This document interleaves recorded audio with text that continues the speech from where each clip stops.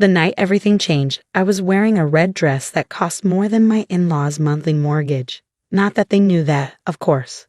To them, I was just the poor girl who trapped their precious son Thomas. I'm Rebecca Zhang, and until that night, I'd spent 2 years letting my husband's family believe I was a struggling artist who'd married into their elite social circle. The truth? I was the silent CEO of Zhang International, one of Asia's largest tech companies. But that was my little secret. Did you get that dress from a thrift store? My sister-in-law, Amanda, sneered as I entered the Bradley Foundation's annual charity gala. She was wearing a designer gown that I recognized as last season's collection. I declined to buy the same one, finding it a bit tacky. Something like that. I smiled, adjusting my fake diamond necklace that had actually been my grandmother's, worth more than Amanda's entire wardrobe. My mother-in-law, Eleanor Bradley, swooped in like a vulture in verses. "Rebecca, dear," she said, her voice dripping with fake concern, "you really should have let us buy you a proper dress for tonight. We can't have people thinking the Bradley family doesn't take care of its own." That's very kind, but I'm comfortable as I am. I learned early on that my calm responses irritated them more than any anger could. The Bradley family had old money, or what passed for old money in their minds. Their company, Bradley Investments, managed a modest portfolio worth about $50 million. They lived well, but nothing compared to the billions my family's company was worth.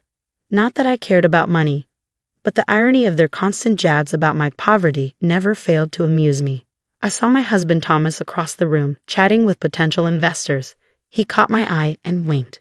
Thomas knew everything about my background. He was the only one. We'd met at a business conference where I was speaking under a different name, and he figured out who I really was. Instead of being intimidated, he found it fascinating. We fell in love over late-night conversations about business strategy and our shared love of terrible sci-fi movies. "I don't understand why you let them treat you like this," he'd said early in our marriage. "I want to know who people really are," I'd explained. "Money changes how people treat you. I learned that the hard way in my first marriage." Ah yes, my first marriage, another thing my in-laws loved to hold over my head. A divorcee, Eleanor would whisper at parties like it was a contagious disease. The gala was in full swing when things started to unravel. I was talking to an elderly couple about their charity work when Amanda deliberately bumped into me, spilling red wine down my dress. "Oh my God, I'm so clumsy," she giggled. "But don't worry, it's not like you paid much for that dress anyway." I dabbed at the stain calmly, but inside I was smiling. The dress was specially treated. The wine would roll right off. Another little secret. That's when Eleanor decided to make her grand announcement. She clinked her glass, gathering everyone's attention. "I'd like to thank everyone for coming tonight," she began. "The Bradley Foundation is proud to announce we're expanding our charitable work, specifically helping underprivileged women better themselves." She looked directly at me. "In fact, we have an example right here. My daughter-in-law, Rebecca, came from humble beginnings, but we've generously taken her in, trying to teach her proper society ways." The room grew quiet. I could see Thomas starting to move toward us, his face dark with anger. "Though I must admit," Eleanor continued, her voice sharp, "some people can't be taught class. They'll always be gold diggers, trying to climb the social ladder by trapping wealthy men." Amanda jumped in, clearly rehearsed. "Mother's right. We've tried to help you, Rebecca, but you'll never belong here. You're just embarrassing everyone. Why don't you leave? I'm sure there's a nice little coffee shop somewhere that's hiring." I stood there, letting their words wash over me. 2 years of patience was about to pay off. "You know what?" I said quietly. "You're right, I don't belong here." Eleanor's triumphant smile made what I was about to do even sweeter. "I don't belong here," I continued, "because unlike you, I don't need to announce my charitable donations to feel important. Unlike you, I don't need to belittle others to feel powerful. And unlike you, I don't need to worry about Bradley Investments' failing portfolio." Eleanor's face went pale. "What are you talking about?" I pulled out my phone, checking my messages. "Oh, that reminds me. I should let you know that about 20 minutes ago, my company completed its acquisition of Morrison & Stanley." "The investment firm?" Amanda looked confused. "What does that have to do with anything?" "Everything," Thomas said, finally reaching us. He was grinning.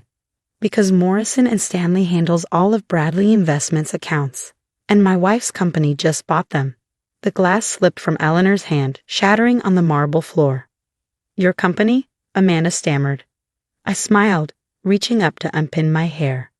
Zhang International. Perhaps you've heard of it. We're quite big in the tech sector, worth about 12 billion at last count. Eleanor grabbed the nearest chair for support. That's impossible. You're just a gold digger. I finished for her. A poor artist? Amazing what people assume when they're too busy looking down their noses to see what's right in front of them. But this was just the beginning. What happened next would change the Bradley family forever. The silence that followed my revelation was deafening. You could practically hear the wheels turning in Eleanor's head as she calculated just how badly she'd miscalculated. Even if what you're saying is true, she finally managed, her voice shaking, Bradley Investments is still independent. You can't touch us.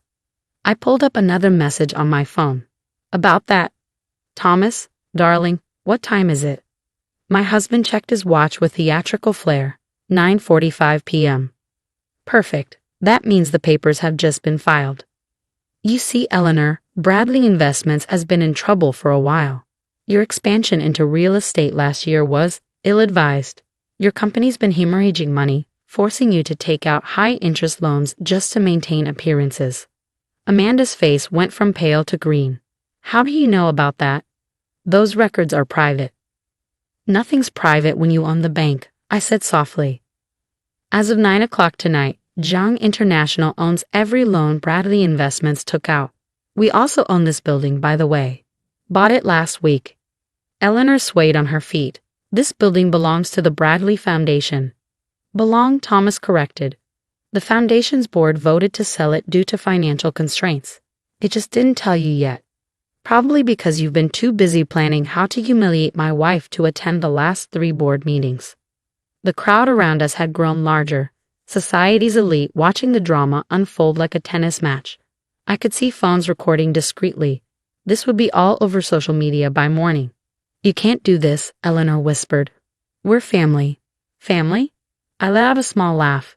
Let's talk about family, Eleanor. For 2 years, you've called me a gold digger at every opportunity. You've sabotaged my charity work, spread rumors about my past, and even tried to set Thomas up with other women. Tonight, you deliberately tried to humiliate me in front of everyone who matters in this city's philanthropic circle. Is that how family treats family? Amanda stepped forward, desperation in her eyes. We can work something out. Daddy will talk to you. He always knows how to fix things. Your father already knows. Thomas interjected. Who do you think approved the sale? He's known about Rebecca's identity for months. He was trying to warn you both to change your behavior, but you wouldn't listen. Eleanor's face contorted with rage. Richard would never go behind my back like that. Actually, Eleanor, I would. Richard Bradley, Thomas's father, emerged from the crowd. He looked tired but determined. I've spent years watching you and Amanda turn into this, using money as a weapon, thinking wealth makes you better than others. When Thomas told me the truth about Rebecca, I saw an opportunity to finally teach you both a lesson. Daddy, Amanda wailed. How could you? Easily, Richard said firmly. Rebecca's company isn't just buying our assets, they're going to restructure everything. The Bradley Foundation will continue its charitable work, but under new leadership. Leadership that understands what true philanthropy means. I stepped forward, my voice gentle but firm. Starting tomorrow, the foundation will focus on educational opportunities for underprivileged women. Real help, not photo ops. Eleanor, you and Amanda have a choice to make. A choice? Eleanor spat. Yes. You can stay on as regular employees, learning how to actually help people. Or you can leave with your personal assets, which I should mention, are significantly less than you think they are. Thomas and his father have already agreed to this arrangement. The whispers in the crowd grew louder. Eleanor Bradley, society queen, being offered a regular job by her poor daughter-in-law? It was delicious scandal. This is ridiculous, Amanda shrieked.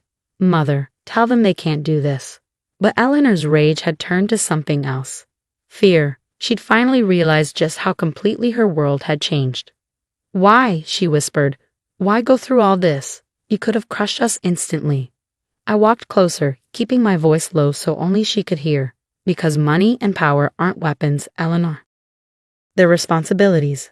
I wanted you to understand exactly how it feels to be judged, dismissed, and humiliated based on what people think you're worth. Now you have a chance to learn what real worth means. 2 weeks later, the headlines told the story. Bradley Foundation announces major restructuring. New focus on women's education. Eleanor and Amanda chose to stay, though it wasn't easy. Eleanor works in program development now, and recently confessed she's finally finding real purpose in her life. Amanda's running our outreach program, and last week she apologized to me for the first time. Thomas and I still attend charity galas, but they're different now. No more power plays or social climbing. We focus on actual change, actual help for people who need it. I still wear that red dress sometimes, wine stain and all, to remind myself and others that true worth isn't in what you wear or what you own. It's in how you treat people. Richard retired but serves on our board, proudly watching his son and daughter-in-law build something meaningful. The other night, at a small family dinner, Eleanor asked me to help her understand more about impact investing. I want to do better, she said quietly. I want to be better. And that, more than any revenge, was the victory I've been hoping for all along. Sometimes at night, Thomas asks me if I miss being the secret billionaire. I just smile and show him the latest reports from our education programs. Hundreds of women getting chances they never thought they'd have. Why miss it? I tell him, this is a much better